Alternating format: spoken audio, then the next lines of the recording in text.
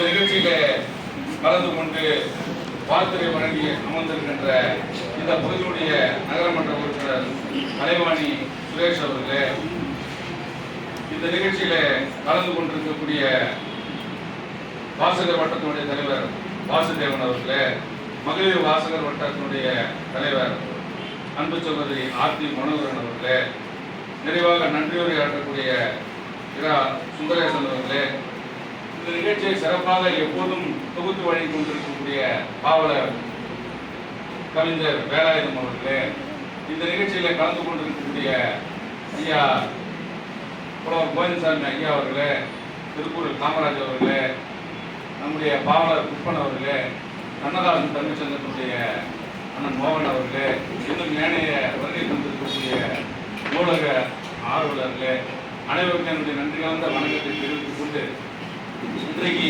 தமிழகத்துடைய முதலமைச்சராக இருக்கின்ற நம்முடைய தலைவர் மு க ஸ்டாலின் அவர்கள் 24 மணி நேரத்தில் 20 மணி நேரம் இந்த மக்களுக்காக பல்வேறு பணிகளை செய்து கொண்டிருக்கிறார். குறிப்பாக கல்விக்கான பல சேவைகளை செய்து கொண்டிருக்கிறார். அதனுடைய அடிப்படையில் நம்முடைய மண்ணின் மனிதராக இருக்கக்கூடிய நம்முடைய பொதுப்பணி மற்றும் நெடுஞ்சாலைத்துறை அமைச்சர் அவருடைய வழிகாட்டுதல் பேரில் இந்த திருவண்ணாமலை மாநகராட்சியிலே பல்வேறு பணிகளெல்லாம் நடந்தது என்கின்ற பெருமைகளை நம்முடைய கவிஞர் வேலாயுதம் அவர்கள் சுட்டிக்காட்டினார். அதற்கெல்லாம் காரணம் நம்முடைய மண்ணின் மனிதர் அண்ணன் ஏவா வேலு என்பதை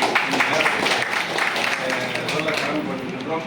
வந்திருக்கிற எல்லாம் நூலகத்தினுடைய வாசகர்கள் எப்போதும் நீங்கள்லாம் வந்து படிக்கணும். இந்த கூட்டம் மொத்தம் பத்தாது, தினந்தோறும் அதிகமான பேர்கள் கலந்து கொண்டு இந்த நூலகத்தை பயன்படுத்திக் கொள்ள வேண்டும் என்கின்றதுதான் நம்முடைய ஆசை. தொடர்ந்து படிக்க வேண்டும். ஏனென்றால் படிப்பில் இல்லாத எந்த ஒரு விஷயமும் இன்றைக்கு நாட்டில் நடக்காது. நம்முடைய பொருளாதார மேதை, ஜெர்மன் நாட்டில் பிறந்த பொருளாதார மேதை, தத்துவ ஞானி, புரட்சிகர சோசியலிஸ்ட் நம்முடைய கார்ல் மார்க்ஸ் அவர்கள் தன்னுடைய 19வது வயதில் அவருக்கு தொடர்ந்து படித்து கொண்டே இருப்பார்.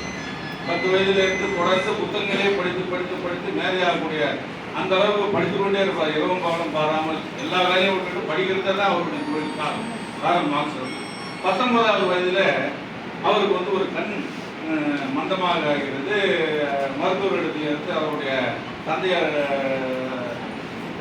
அழைத்து சென்று காட்டிய போது, நீங்கள் இந்த கண்ணுக்கான சிகிச்சை பெற வேண்டும் என்றால் 1 மாதம் நீங்கள் ஓய்வு கொடுக்க வேண்டும், நீங்கள் எந்த புத்தகத்தையும் படிக்கக்கூடாது, நீங்கள் ஓய்வில் இருக்கணும், நான் சிகிச்சை அளிக்கிறேன் என்று சொன்னார்.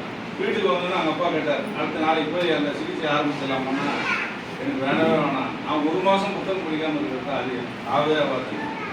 அப்பா சொன்னார், நீ 1 மாதம் தான் கஷ்டப்படுவேன், அதை பற்றி பிரச்சனை இல்லை, நீ பிற்காலத்தில் தொடர்ந்து இதை படிச்சுனே இருந்தால் உனக்கு கண்ணே சுத்தமாக போயிடுமே அப்படின்ற போது அவர் பரவாயில்ல, இருந்தாலும் நான் இந்த பார்வை இருக்கின்ற வரை நான் படிப்பேன் என்று சொன்னார்.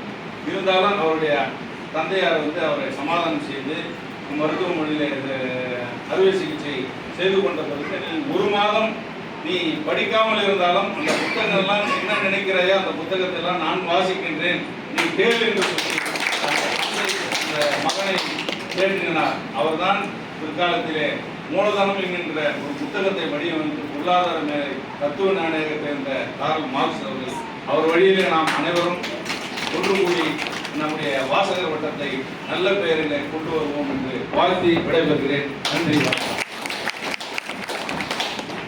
அண்ணன் எப்போ எது சொன்னாலும் ஏதாவது ஒரு சிறப்பான செய்தி சொல்லுவாரு. நாம கூட